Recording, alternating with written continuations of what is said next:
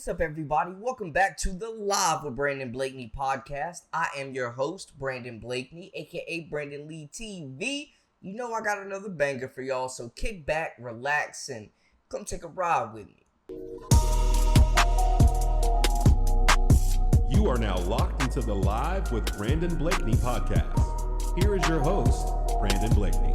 Look, two of the most passionate fan bases, the Caitlin cult, the Reese mob, they do not play about Caitlin Clark or Angel Reese. You guys are two of the most passionate fan bases for any individual players that I think are out there right now. Y'all rep y'all's brand, y'all rep y'all's player to the full. And for the first time, these two fan bases united as Angel Reese and Caitlin Clark took the floor for the first time as teammates in the WNBA All-Star Game, defeating Team USA. Now, they outplayed them. They were up by as much as 20 at one point. This game got ugly. The All-Stars dominated. Angel Reese came off the bench and got a double-double.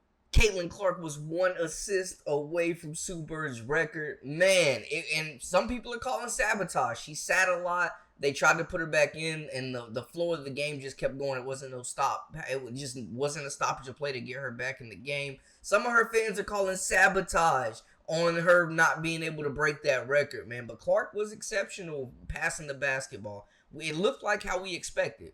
You know, the shots were not falling, but it looked like what we expected as far as her dishing that rock to the best group of talent, the collection of talent that she's ever played with.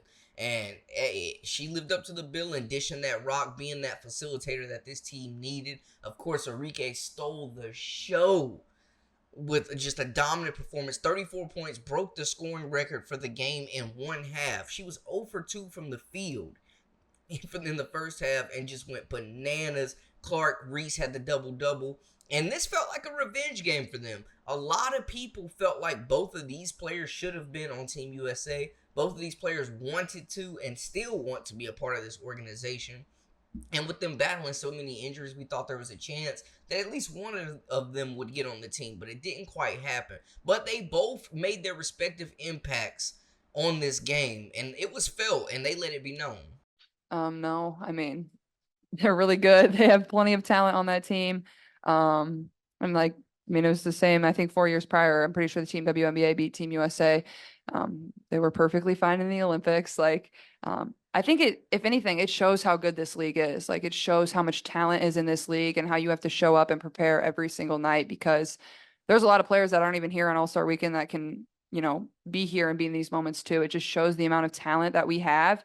And there's even so much more talent that's not even in our league because there's only 12 teams. There's less than 144 spots. So, they could have picked any combination of 12 players and probably been really, really successful. So I think for myself, from my standpoint, is this is a great opportunity to, help prepare them for Paris. And, I'm going to be supporting them and cheering them on. I love the Olympics. I've loved the Olympics ever since I was a young kid, and they're going to be just fine. They're going to win gold and dominate. So I'm not worried. Rookies to make this all-star squad, but to come in here and have a double-double and make a huge difference.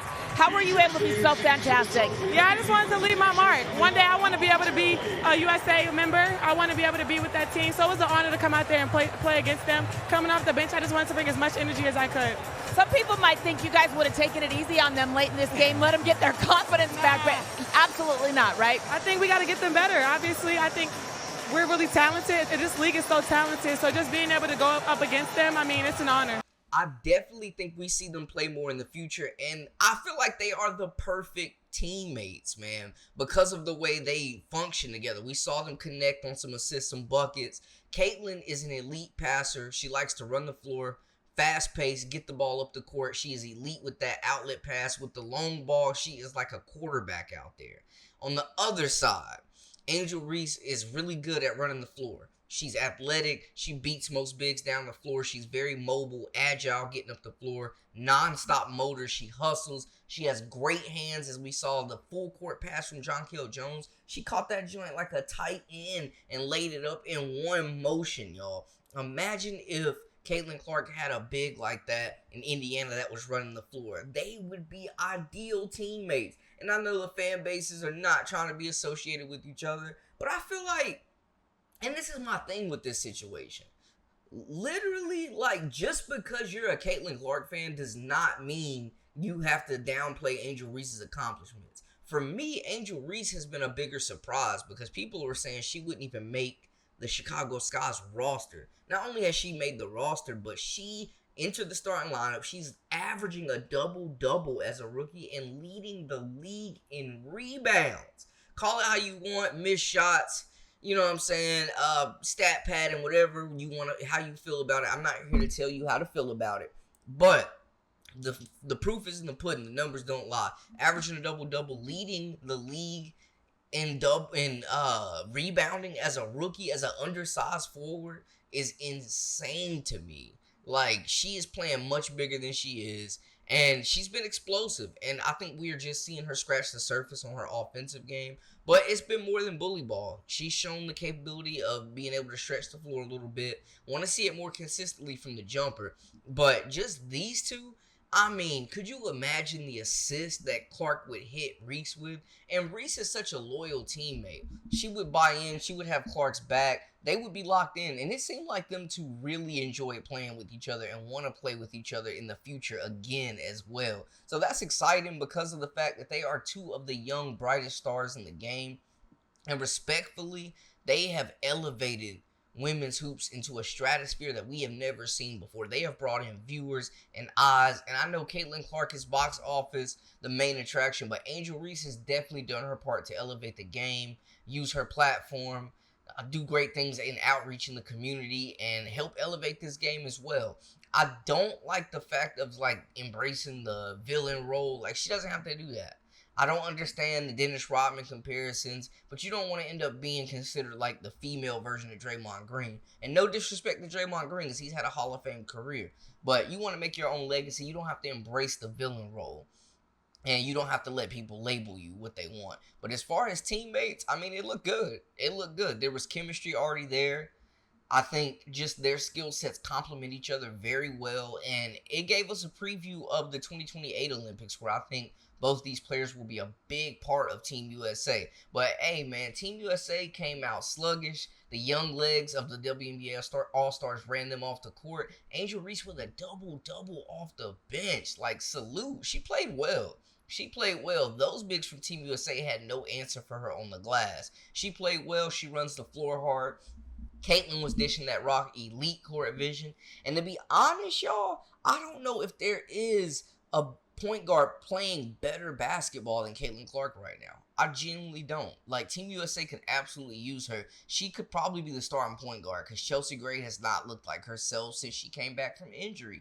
They need a facilitator. We saw them struggle with that when Gray was out of the game. There was nobody to really initiate the offense and, you know what I'm saying, get this thing moving, get the ball moving, man. They really could have used Clark because to me, it looked like the WNBA All-Stars were the team that had been practicing and went through training camp and competed together. They were running plays. The offense was fluid. The ball was moving. And Clark was a big part of that, man. She was dishing that rock. Aside from the shots not falling, she was definitely showing her elite passing ability. I don't think there's a better passer in the league right now. And especially when this team wants to play fast.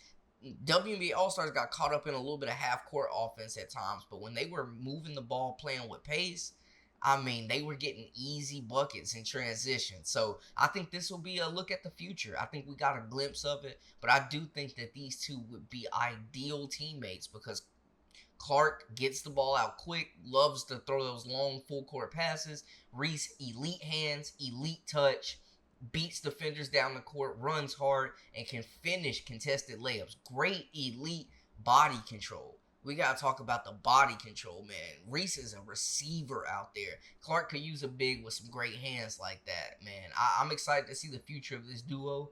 Definitely don't think this is the last time we see them play together. But y'all let me know how y'all feel in the comments. Holler at your boy. Let me know. That's a wrap for us. For all the latest and the greatest, make sure to hit that subscribe button to stay up with all the latest with the Live with Brandon Blakeney podcast.